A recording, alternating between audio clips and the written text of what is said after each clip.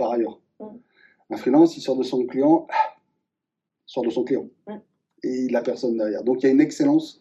Donc moi, j'en connais pas mal des freelances, et ça se fait beaucoup, le freelance au niveau Scrum Master et coach agile. Mm. De plus en plus. De plus en plus, ouais, ça se fait beaucoup. Pour en connaître, je dirais justement, quand je parlais d'exigence et je parlais de qualité de la relation, elle me semble être primordiale. Pour en connaître certains qui ont été freelance et qui n'avaient peut-être pas la qualité minimum nécessaire, ils sont dans de grosses difficultés. Ouais.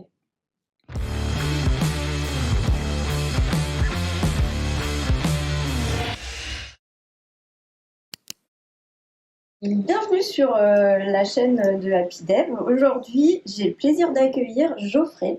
Bonjour. Geoffrey, voilà. Geoffrey, est-ce que tu peux un petit peu déjà nous dire qui tu es, te présenter Oui, bien sûr. Donc, Geoffrey Edvine, 50 ans cette année. Manager en informatique depuis très longtemps. Fan de l'agilité, j'ai aussi été coach agile pendant plusieurs années. Et en Suisse depuis maintenant 14 ans. Waouh, Ça date. impressionnant. Et du coup, ce que je te propose de faire, c'est justement de prendre comme fil l'agilité. Ok. Et puis de nous expliquer un petit peu ton parcours professionnel, pourquoi est-ce que tu es arrivé jusque-là avec l'agilité. Et puis après, on finira un petit peu sur tes projets pour la suite. Avec grand plaisir. Et voilà. Et donc, alors très bien, l'agilité. Eh bien, moi, j'ai versé dans l'agilité en 2009-2010. J'ai commencé à faire ça quand j'étais encore à Paris, en France, en tant que chef de projet. À l'époque, je cherchais une méthode un petit peu différente. Donc, moi, je viens du waterfall. Je suis éduqué waterfall, école waterfall à 100%. Mais il y avait des choses qui ne m'allaient pas, des choses qui, pour moi, ne fonctionnaient pas correctement. Donc, j'ai cherché à cette époque-là une autre manière de faire des choses, et j'ai découvert l'agilité. C'est pas moi qui l'ai inventé. J'aimerais, mais non. J'ai découvert l'agilité, je m'y suis plongé en 2009, et depuis j'ai embrassé cette approche, cette philosophie, cette manière de faire. Et j'ai pas mal avancé sur son emploi, comment ça fonctionne. Passer toutes les certifications qu'il faut passer jusqu'à coach d'entreprise. Donc j'ai aussi été coach, et ça m'a suivi tout le long du parcours de chef de projet, directeur de projet, responsable projet informatique, où dès que j'ai compris les valeurs qu'apportait l'agilité, j'ai absolument voulu les employer et les déployer le plus que je pouvais le faire, parce qu'après on a une contrainte d'environnement. Est-ce que l'entreprise pour laquelle tu travailles est intéressée par ça, ou même ne serait-ce que te laisse la liberté de le faire. Bon, on n'a pas tous la chance d'être dans des startups qui sont full agile. Oui, c'est vrai. Voilà. J'ai travaillé dans des banques privées en Suisse. C'est pas le domaine où ça bouge beaucoup, pour être très honnête, mais c'est pas le domaine où le plus propice à ce genre de choses. Mais on a toujours la place pour réussir à faire quelque chose. Et donc ça, c'est un point important pour moi, c'est pouvoir utiliser cette philosophie, cette mentalité, ces valeurs. En évitant tout le côté marketing que l'on voit un peu partout, à l'attaque. Désolée, prendre la place. C'est pas le premier mot c'est pas la première expression qui me serait passée à l'esprit, mais je vois ce que tu veux dire. Et donc voilà, donc ça c'est quelque chose qui, jusqu'à ma dernière occupation en fait, qui était chez Flobank, où j'étais un responsable informatique chez Flobank, enfin dans le département, pas CTO. Toujours fait en essayant de respecter ces valeurs, de les appliquer le plus possible. Donc, ça c'est juste. Est-ce que justement tu as une expérience qui a été marquante avec l'agilité au niveau de ta carrière? Alors oui, j'ai travaillé pour le coup, je me moquais des banques privées, mais j'ai travaillé pour une banque privée en Suisse qui s'appelle toujours d'ailleurs EFG à l'époque. Donc c'était de 2012 à 2019, sauf erreur de ma part, donc 7 ans. Où on a eu la chance d'avoir un CTO qui n'était pas forcément très fan de l'agilité, mais nous a laissé carte blanche. Il nous a dit, moi je comprends pas trop votre truc là, je veux voir si ça marche. Et j'ai intégré l'équipe de EFG, donc le côté e-banking de EFG en 2012. Et on avait vraiment carte blanche, et ils nous ont laissé faire ce qu'on voulait faire. Donc on l'a fait en mode agile, notamment parce qu'on travaillait avec une équipe assez importante offshore en Ukraine. Dans ce moment un peu compliqué, mais ils ne sont plus du tout en Ukraine là-bas, mais qui eux étaient full agile. Scrum à fond, etc. Donc on devait, nous, à Genève, l'être. L'équipe ne l'était pas. Donc ça a été super intéressant parce qu'on est parti de rien, d'une équipe qui n'était pas du tout agile, qui ne savait même pas ce que c'était l'agilité. Ça restait une banque privée traditionnelle, qui avait la volonté d'avancer vers ça. Donc ça, c'est déjà hyper important, super, parce que tu n'as pas de gens qui traînent. On a appris ensemble un peu sur le tas, et donc on a fait des erreurs, mais c'est le principe de l'agilité, c'est échouer rapidement, comme ça on peut apprendre. Et on a quand même, en 7 ans, on est passé d'un système où on avait une livraison tous les 6 mois, et sur un système obsolète, à la fin, avoir un système en microservices avec les dernières technologies, où on faisait quasiment 2 à 3 livraisons par mois de produits. Donc cette aventure, elle a été fantastique, autant humainement, parce que avec le côté Ukraine, avec le côté... moi, j'étais engagé en tant que responsable des product owners, responsable du produit et coach agile, on va dire, en interne. Donc, j'ai fait partie de ceux qui ont formé, aidé les gens à grandir. Et j'ai grandi avec eux, parce que j'ai appris aussi avec eux, mais j'avais la responsabilité de ces méthodes-là. Et ça reste une aventure extraordinaire, un succès. Malheureusement, après, a mal été compris par le reste de la division, par le reste de l'entreprise. Mais ça reste un succès, et puis ça a été une aventure humaine qui était géniale. 7 ans, franchement, c'est je pense, ma plus belle aventure autour de l'agilité, et puis comme c'est un succès, ça reste là. Ah bah oui, forcément. Et d'après toi, qu'est-ce qu'il faut avoir comme qualité pour être justement un gourou de l'agilité, entre guillemets?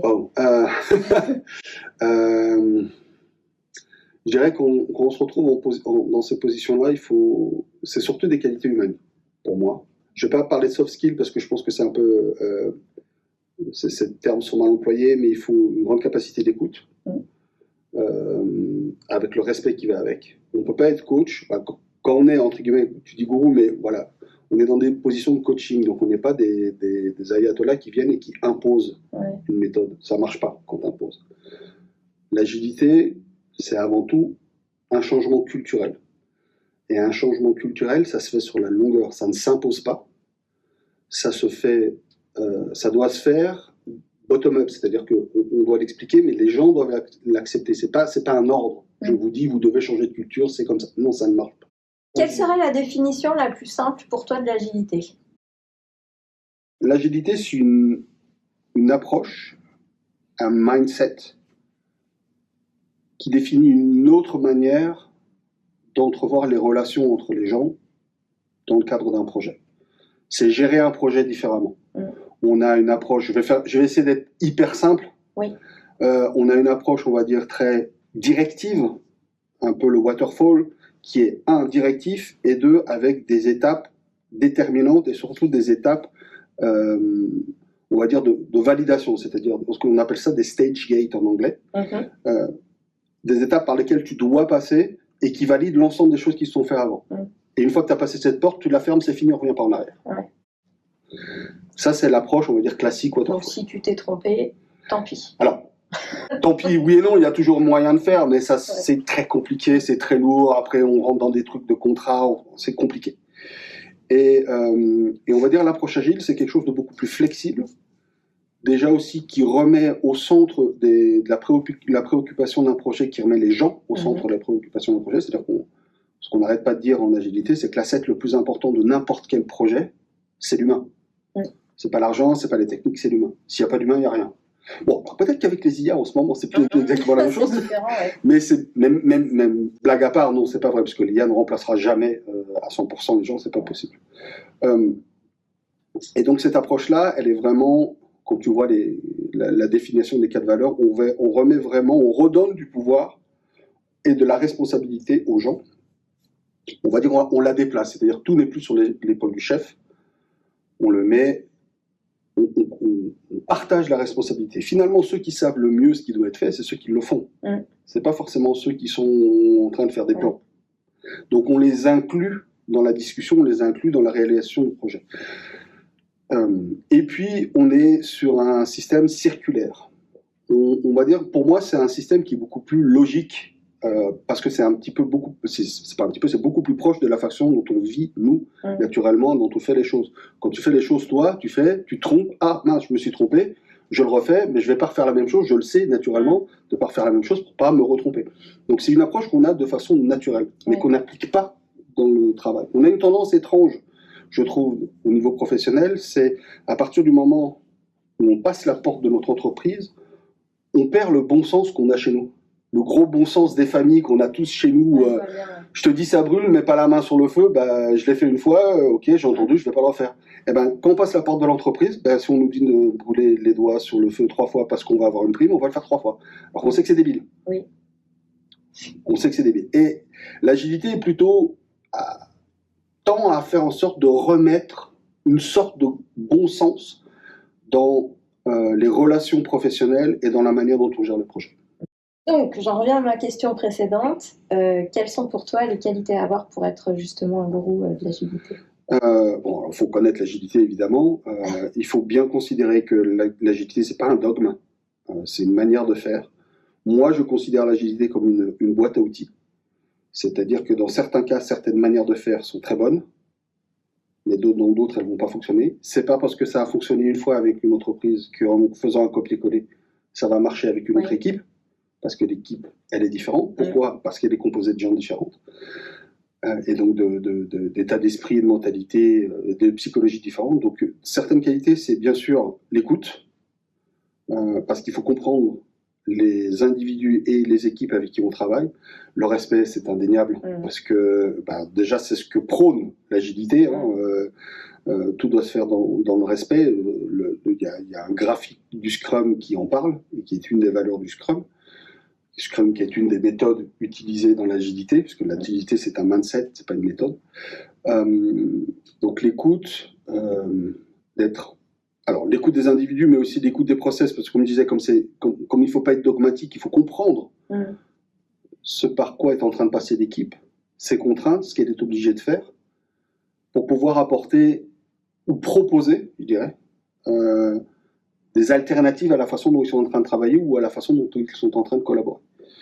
Donc moi, c'est avant tout, pour être un bon coach agile, un bon expert de l'agilité, en dehors des connaissances théoriques forcément de l'agilité, c'est l'écoute et les qualités d'abord humaines, d'écoute, de respect, ce genre de choses. C'est ça qui fait la différence.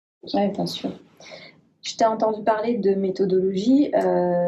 Quelles sont celles que toi, tu as pratiquées au cours de ton expérience professionnelle, justement ? Alors, donc je viens du Waterfall. Donc ça, je l'ai poncé jusqu'à mes 30 et quelques années en France. Et côté agilité, énormément, on va dire 80% autour de Scrum. Et de Scrum à l'échelle, mais à notre sauce. D'accord. Donc on a, comme je dis, pour moi l'agilité c'est une boîte à outils. Donc on a pris un PI. PI c'est une des techniques qui existe dans le SAFe pour pouvoir faire une organisation, on va dire sur plusieurs mois. On a pris un PI ici, on a pris autre chose dans le LESS, etc. Pourquoi on a fait ça ? Parce que pour notre contrainte, notre façon de fonctionner, c'était ce qu'il y avait de mieux, c'était ce qu'il y avait de plus efficace. Donc on a inventé un petit peu notre agilité à l'échelle. À la base, on partait sur du Scrum, on va dire dogmatique, classique, qu'on a tordu un petit peu évidemment, mais toujours dans le respect. C'est un débat qu'il y a souvent dans l'agilité, c'est est-ce qu'on doit respecter à la lettre ce qui est écrit dans le Scrum Guide ou pas ? Et si je le fais pas, est-ce que je fais toujours l'agilité ? Ouais, ça doit être un peu complexe de temps en temps. Moi, j'ai mon avis sur la question, évidemment. Je suis, encore une fois, pas du tout dogmatique. Le Scrum Guide porte son nom, c'est un guide. Scrum Guide, c'est un guide, il faut prendre comme un guide, pas comme une loi. Oui, bien sûr. Et donc, il faut le respecter le plus qu'on le puisse. Mais il y a...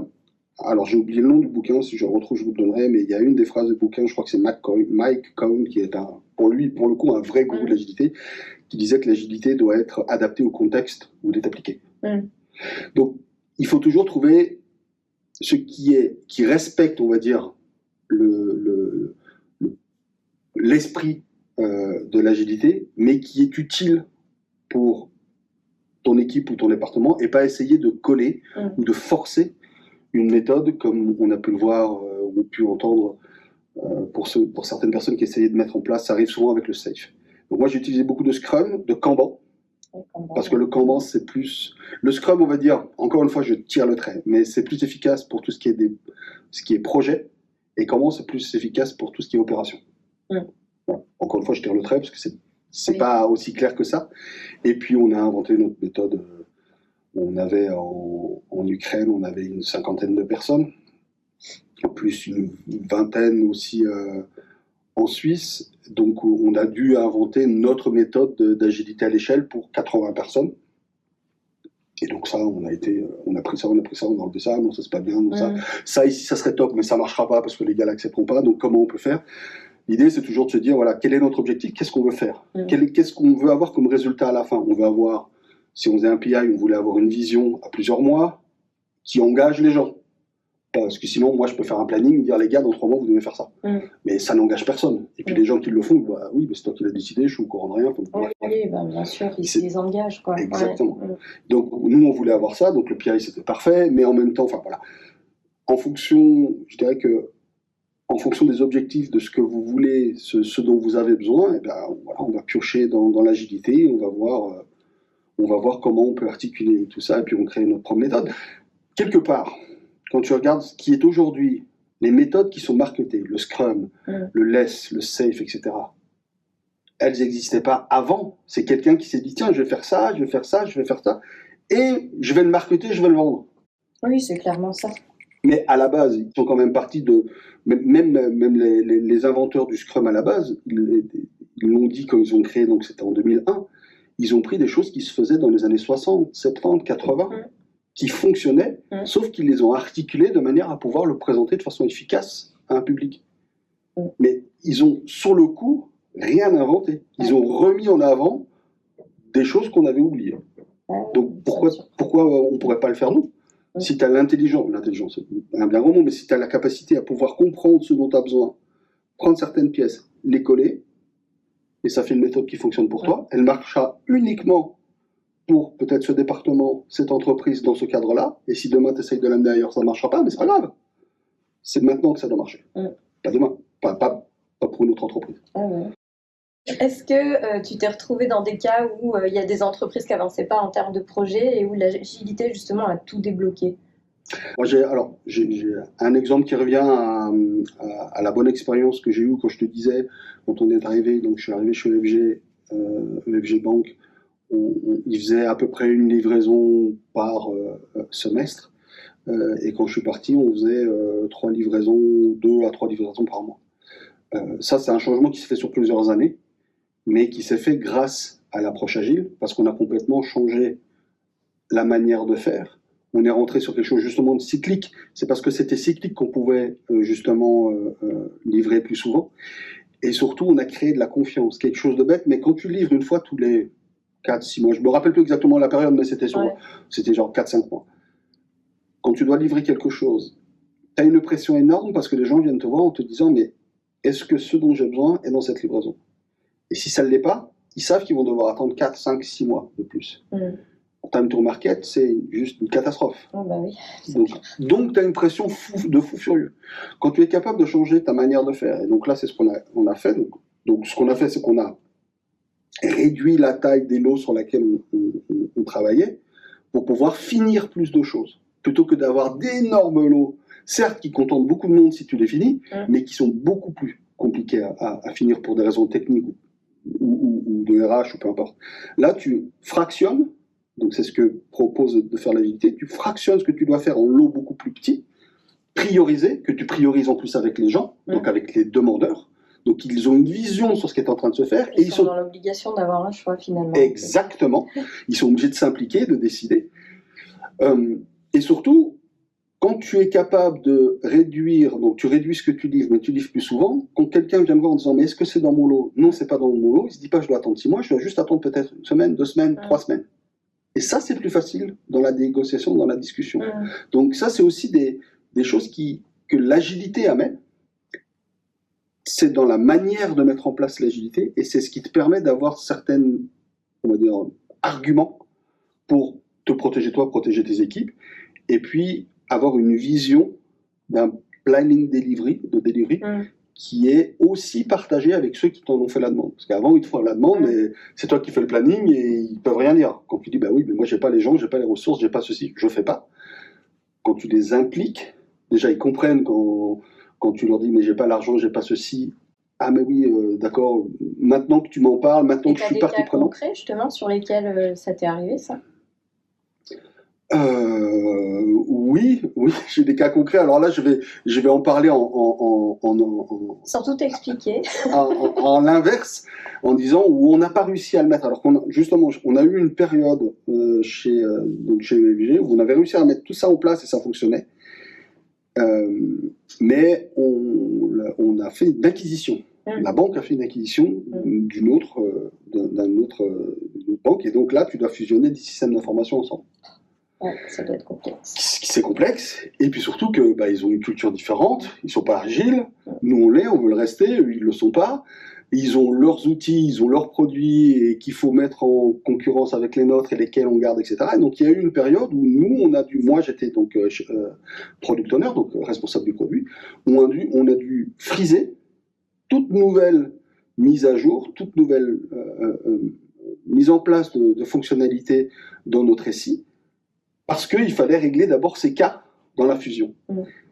Et on s'est aperçu que, comme ça faisait quelques années qu'on avait réussi à avoir un rythme qui était bien, les gens étaient dans un fauteuil, étaient bien, ils étaient contents. Mais quand tu fermes les vannes, la crispation, elle monte très vite, parce que les gens se disent, mais là, je ne vais plus rien recevoir, je ne vais plus pouvoir avoir mon delivery dans 15 jours, dans 3 semaines, alors qu'avant, j'étais bien, et on me parce qu'on n'avait pas trop le choix, on était leur dire, mais maintenant, nos délais, parce qu'on doit faire toutes ces études, il n'est plus à quelques semaines, on repasse à quelques mois. Le temps de, tu vois, le temps de solutionner tout ça. Eh ben, ça a été mal pris, très mal accueilli. Donc c'est là où tu t'aperçois que finalement, quand tu arrives à mettre en place ces méthodologies, à avoir cette approche collaborative, et pas que avec les développeurs. Quand on parle de collaboration, je dirais même que la collaboration la plus importante, elle est avec le donneur d'ordre, le client. Parce que tu le mets dans ton projet, tu l'inclus, il est plus je t'ai demandé un truc, on verra dans 6 mois, et puis 6 mois plus tard, je reviens, tiens, on en est où? Non, on vient entre guillemets, le consulter tous les 15 jours, en fonction du rythme de tes itérations. Donc il est dans un... Enfin, pour eux, c'est pour ceux qui jouent le jeu, parce qu'il y en a qui, des fois, ils sont en mode, venez pas m'embêter tous les 15 jours, mais ceux qui le comprennent, ils sont dans un fauteuil en cuir. Enfin, c'est génial, parce qu'ils voient l'avancée du projet, ils peuvent corriger le tir, etc. Et donc, là, tu as une qualité de collaboration et de delivery qui est énorme. Quand tu dois fermer ces vannes-là parce qu'il y a un impératif, et là, on pouvait, sincèrement, ou alors, peut-être qu'on s'y est pas pris de la bonne manière, je ne saurais pas dire, mais je pense qu'on ne pouvait pas faire autrement. Ouais, on a vu que finalement on avait fait des choses très bonnes parce que les gens étaient très frustrés quand on a fait ces choses-là.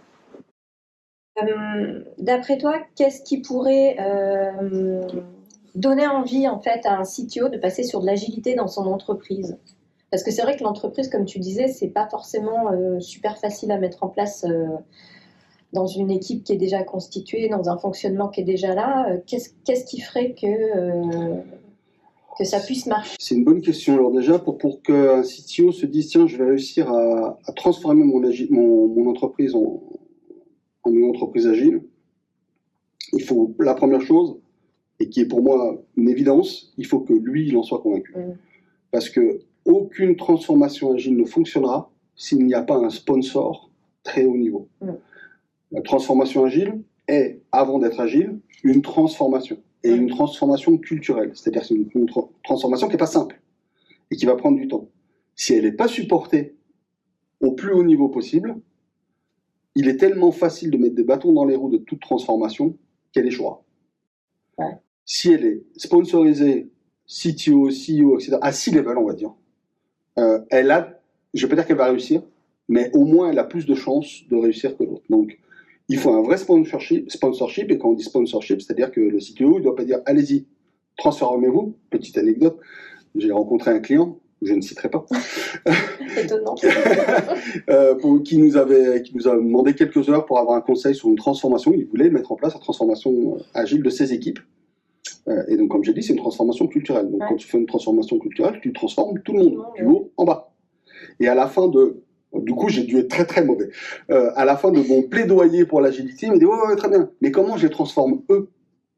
Moi, j'ai pas besoin. Et là, tu te dis bon, ok, je viens de perdre 1 heure de ma vie. Là, c'est triste. Donc voilà. Et ça, c'est symptomatique. C'est-à-dire que si tu veux pouvoir faire une transformation, surtout si on parle CTO, on parle d'une transformation assez large, il faut un vrai sponsorship. Donc lui, il doit y croire. Alors, il faut du temps, parce que ça se fait pas en claquant des doigts. Donc, il faut être capable d'embarquer les gens dedans. C'est pour ça que tu me posais la question avant, les qualités d'un bon coach, si c'en est un qui est en charge de la transformation. Si tu dois embarquer les gens, il faut que tu sois capable de vendre. Va pas vendre en mode vendeur de tapis, mais expliquer le pourquoi on fait ça, et qu'est-ce qu'on va y gagner. Donc voilà. Et qu'est-ce que ça peut ramener à un CTO? Un CTO, je dirais les 2 choses principales qui fonctionnent, enfin qui sont une valeur ajoutée d'une transformation agile. Je dirais la toute première et qui parle à un C-level, c'est le time to market. Ouais. Si tu mets bien en place ton approche agile, tu vas réduire le time to market de façon, quel qu'il soit chez toi, de façon drastique.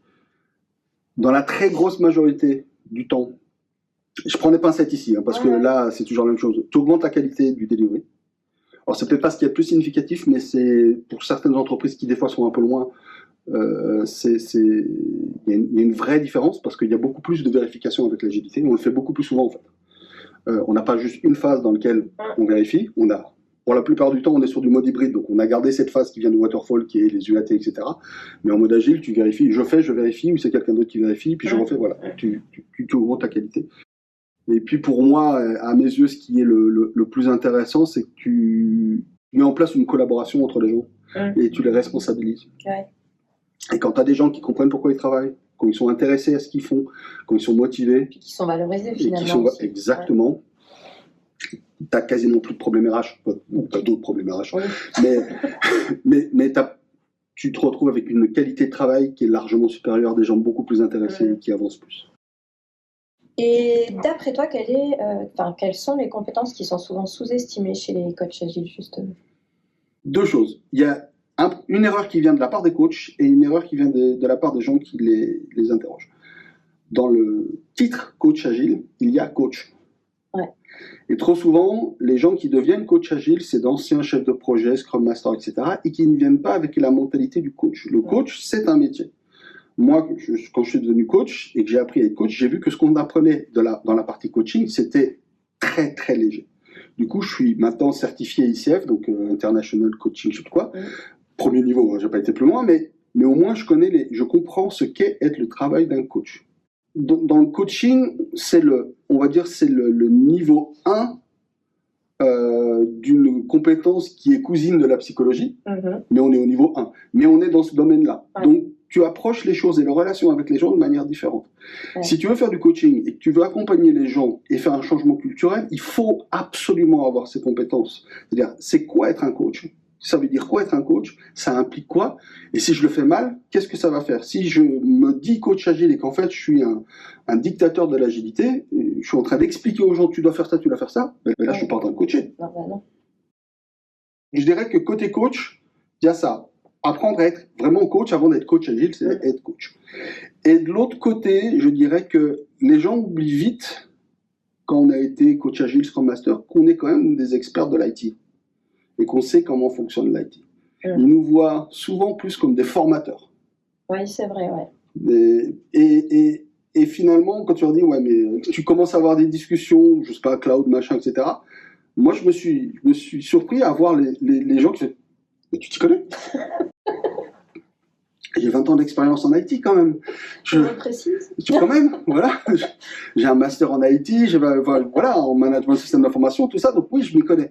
Mais effectivement, le but du coach, c'est justement de ne pas prendre position. C'est de lancer des pistes. Ou un bon coach, c'est quelqu'un qui va poser plus de questions qu'il ne va apporter de réponses. Parce que quand tu coaches bien, tu es content quand ils trouvent la réponse à leurs questions, pas quand toi tu l'amènes. Oui, effectivement. Ouais. Et donc, du coup, quelque part, moi, ce que j'aime bien dire, c'est qu'un bon coach, c'est quelqu'un qui est stupide et qui est feignant. Stupide parce que même si je sais, ou si je pense savoir, oui, tu feins la stupidité. je dois faire genre, je ne le sais pas.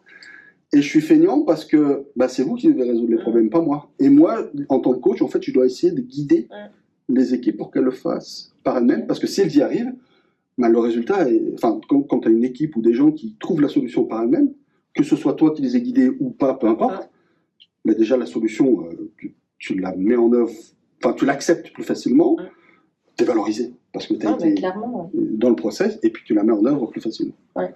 Voilà.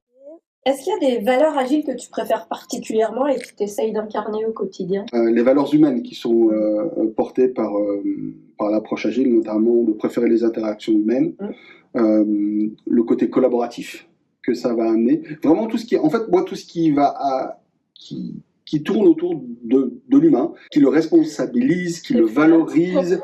On le voit, sans même parler d'agilité, je dirais que, et je suis pas du tout le seul à le répéter, mais on est nombreux à le répéter et à dire que finalement, le seul moyen de réussir un projet, j'ai dit tout à l'heure que l'asset le plus important d'une entreprise, ce sont les gens. Ouais.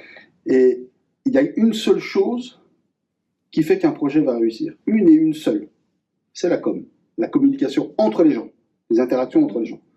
Pas la com marketing, etc. C'est la communication entre les gens qui sont impliqués dans ce projet-là. C'est la seule chose qui fera qu'un projet va réussir ou échouer. Si tu reprends, toi, les projets que tu as pu voir échouer dans ta vie, tu essayes de revenir à la cause racine. Je veux dire, 8 fois sur 10, on va te dire, mais j'ai pas compris, ils nous ont pas dit ça, ils ont changé d'avis, etc. Tout tourne autour de la com.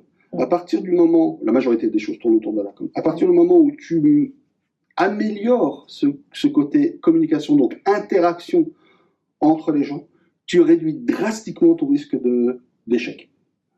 On n'est jamais à l'abri d'autres choses, mais moi, en tout cas en IT, je n'ai jamais expérimenté un projet qui échouait parce que techniquement, on ne pouvait pas le faire.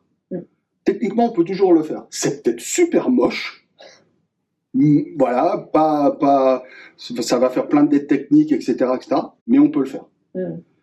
Par contre, quand ça échoue, c'est rarement pour ce genre de cas. C'est généralement parce que, voilà, humainement, en termes d'interaction, il y a quelque chose qui ne s'est pas bien passé. Et donc, il y a des gens qui sont braqués, il y a des gens qui sont en colère, qui sont partis, etc. Et ça a détruit tout le côté humain du projet. Sur tes derniers postes, tu n'étais plus trop sur la partie agilité, mais comme tu m'expliquais tout à l'heure, tu as quand même conservé ça pour pouvoir un petit peu avancer. Est-ce que tu peux nous en parler un peu plus? Oui, donc sur mes derniers postes, j'étais bras droit d'un CTO dans un établissement privé qui a malheureusement qui s'est fait rattraper par la FINMA. J'étais donc le bras droit de la CTO qui prenait ces responsabilités-là. Et on est assez compatibles parce qu'elle est CTO, mais justement, elle est aussi enthousiaste de l'agilité. Elle est coach aussi. Ouais. Donc, en termes de valeur, de respect, de côté humain, etc., on est alignés. Et c'est ce qu'on a essayé de mettre en place. Donc, effectivement, j'étais plus du tout coach. Là, c'était vraiment la réorganisation de l'IT, de l'entreprise pour laquelle on est arrivé, plus côté budget et gestion des partenaires, et essayer de faire tout ça en gardant ces valeurs agiles. Donc, en gardant le respect, le côté collaboratif, faire travailler les gens. Moi, j'ai un baobab dans la main. Alors, le côté collaboratif me va bien, comme ça, moi, j'ai moins de choses à faire. mais blague à part, on s'aperçoit que quel que soit le type de projet que tu fais, à partir du moment où tu arrives à avoir une collaboration et que tu arrives à valoriser les gens sans être naïf. On peut être bienveillant, on peut être collaboratif, on ne sera pas pour autant naïf, et s'il y a un moment où il faut faire stop, il faut faire stop. Mais il n'en reste pas moins que c'est parce qu'on a ces valeurs-là qu'on est capable, pour moi, en tout cas, mon sentiment, d'avancer et de passer, de supporter des périodes plus difficiles. Et la dernière entreprise dans laquelle j'ai travaillé, effectivement, il y a eu des moments très, très, très durs, mais comme on avait réussi à créer ou à reprendre, puisqu'on arrivait après d'autres équipes, hein, donc je n'oserais pas dire que c'est nous qui avons tout fait, parce qu'il y en avait qui étaient là avant, mais d'avoir ce côté où les gens s'entraidaient, où il n'y avait pas de silo en disant oui, mais tiens, je vais rien dire, comme ça je vais protéger mon truc et je protège mon poste. Là, on avait réussi à faire en sorte que on avait besoin d'une information, ça se partageait. Et personne n'avait peur que quelqu'un lui prenne la place, ou lui vole ceci, lui vole cela. et malgré le fait qu'on ait passé des moments difficiles, mais il y a toujours une cohésion et une force qui a permis de continuer à avancer. Bon, après, il s'est passé ce qui s'est passé, mais oui, moi, donc, je suis plus coach là et je suis plutôt dans la gestion de département agile, mais je le ferai de toute façon toujours avec ces valeurs-là parce que elles sont, oui, viscéralement ancrées en moi. Et que je ne supporterais plus avoir un petit chef, par exemple, autour de moi. Je crois que ça serait... C'est mort directement. Je pense que c'est mort. Et donc, si je ne le supporte pas, je ne vais pas le faire moi. Ouais, bah, ça n'a pas de sens. Forcément. Et justement, tu bosses sur quoi en ce moment? Moi, je peux poser une question. Oui. C'est qui, lui? Lui, c'est Ragnar. C'est la mascotte de la société. Ragnar. Ouais. On fait un peu viking, mais... on voit bien le casque à cordes. C'est ça. Je bosse sur quoi aujourd'hui? Aujourd'hui, je suis entre deux postes. Donc, j'ai fini l'entreprise qui a été arrêtée par la FINMA donc, en juillet. Et je vais reprendre autre chose bientôt. Donc là, c'est en discussion c'est en discussion. Okay. Voilà. Et puis, je travaille sur des petits projets personnels à côté parce que je pense que... Mais ça aussi, c'est une valeur, je pense, qui n'est pas liée à l'agilité, mais on va dire qui est aussi peut-être que l'agilité appuie. Moi, j'ai besoin d'un équilibre entre vie pro et vie perso. En tant que manager, en plus, j'ai tendance à le pousser, c'est-à-dire que j'ai des gens qui me disent « Ah, mais je vais rester jusqu'à 23h et je travaille ce week-end, etc. » Et moi, c'est niet. Si on n'est pas capable de faire notre travail dans le temps imparti, c'est qu'on a un problème d'organisation. C'est pas le problème de la personne, c'est le problème de notre organisation. Alors, ça peut arriver ponctuellement. On a une mise en prod, d'un commun accord, on accepte qu'on travaille ce week-end, mais ça doit rester ponctuel. Quand ça arrive trop souvent, c'est un problème d'organisation. Et que tu as peut-être une organisation qui essaye de faire des économies sur des gens où elle ne devrait pas le faire, par exemple. Et surtout que si tu pousses ça en tant que manager, je pense que c'est une faute professionnelle parce que tu risques de pousser les gens au burn-out ou équivalent. Et le burn-out, c'est bon pour personne, ni pour la personne, ça, c'est sûr, ni pour l'entreprise. Et donc, je vois pas l'intérêt. Moi, j'avoue, ça c'est peut-être mon côté un peu naïf, mais ce côté-là, j'ai du mal à comprendre les managers qui travaillent comme ça et qui poussent les gens à bout, etc. J'imagine qu'il doit y avoir quelque part des gars qui sont payés pour faire ça comme ça. C'est ce que je me dis, moi aussi. Je pense aussi. Parce que quand tu veux alléger ta masse salariale, faire partir des gens, c'est bien. Il faut mettre des managers comme ça. Donc, il doit y avoir des gens qui doivent être payés pour ça. Moi, c'est pas mon cas et c'est pas le cas des plupart des gens que je connais, mais voilà, si tu respectes pas cet équilibre vie professionnelle, vie privée, dans ta vie privée, tu fais ce que tu veux, à passer, mon téléphone, c'est mon boss, hors cas particulier, parce qu'on a une prod ou un truc comme ça, on m'appelle après, je ne répondrai pas. Si on m'envoie un mail, il faut répondre à 22h, tu auras ta réponse demain matin à 8h. Ouais, je comprends. Voilà. Donc ça, moi, c'est important d'avoir cet équilibre-là, et donc dans cet équilibre-là, oui, j'ai mes petits projets, des petites choses sur lesquelles je travaille, voilà. Ok, on n'en saura pas plus. Et du coup, si quelqu'un voulait se lancer dans l'agilité, quels seraient tes conseils en mentor cool? En mentor cool? Ouais. En freelance? Oui, en freelance. En freelance. Alors forcément, côté freelance, c'est toujours un petit peu différent parce qu'il y a un côté, je dirais, commercial qu'il faut plus développer. Ouais. Parce que tu dois pouvoir... tu n'es pas salarié, donc tu es sur une autre relation. Et je dirais que dans ce côté commercial, il ne faut pas faire l'erreur de, si tu veux être coach agile respecté pour la valeur agile que tu apportes, il ne faut pas sacrifier le côté agile pour le côté commercial. Je dirais que les entreprises, aujourd'hui, elles vont préférer, mon sens, un coach agile qui va pouvoir défendre ses valeurs d'agilité de manière intelligente auprès d'un décideur, plutôt qu'un béni oui-oui qui va tout abaisser, qui va abaisser tous les volets juste pour faire plaisir à... Ça va peut-être marcher sur une mission courte, mais sur la durée, on ne fera pas confiance. Exactement. Ouais. Donc il faut être droit dans ses baskets. Alors, trouver l'équilibre commercial, évidemment, mais il faut être droit dans ses baskets. Je pense qu'aujourd'hui, tous les décideurs ont bien compris que l'agilité, c'était pas un dogme. Donc, il n'y en a plus aucun qui s'imagine je vais venir avec quelque chose, un cadre, et je vais vous... Voilà. Il faut être capable d'avoir cette flexibilité dans l'approche agile et dans la manière dont on veut le vendre. Et la toute première chose que tu dois faire quand tu arrives et que tu commences à travailler, c'est de t'intéresser à ton client et à son business. Comprendre ce que c'est, comprendre ce qui se passe. Parce qu'un bon coach agile, ça ne travaille pas que sur l'équipe IT. Ça travaille sur le business. Ça doit comprendre le business pour comprendre pourquoi l'IT doit faire ça et pourquoi il ne devrait pas faire ça ou pourquoi on pourrait le faire autrement. Oui, l'agilité, ça vient du monde de l'IT, mais ce n'est pas uniquement lié à l'IT. Aujourd'hui, pas aujourd'hui, mais depuis pas mal de temps, l'agilité est sortie du carcan IT et on en a en finance, on en a en RH, on en a partout. Oui, c'est vrai. Donc en termes de coaching, si tu veux être efficace et surtout freelance, donc je ne vais pas dire indispensable à ton client, mais que ton client ait vraiment envie de continuer à travailler avec toi, il ne faut pas regarder que l'IT. Il faut s'intéresser plus large. Ok. Et tu as une petite anecdote croustillante te concernant ou pas? Je suis très fort en claquettes. Mais là, il y a un tapis, donc on ne le verra pas. C'est dommage. J'aurais vraiment voulu voir ça. Oui, tu m'étonnes. Et donc, le mot de conclusion? Merci beaucoup de m'avoir reçu. Je suis très content que Ragnar ne soit pas passé à l'attaque parce que ça fait peur quand même. T'as vu ça? Ouais, je sais. Et puis j'ai envie de dire, en tant que grand fan de l'agilité, même si effectivement en ce moment l'agilité passe par des hauts et des bas, je pense que ces valeurs, elles peuvent s'inscrire. On en est déjà à 2 décennies de l'approche agile, puisque c'était 2001, on est en 2024.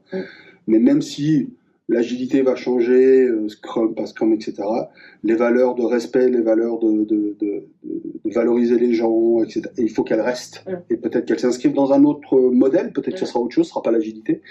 Mais on voit quand ça, c'est bien mis en place, ça change tout. Donc, longue vie au respect. Et ton avis sur le freelancing?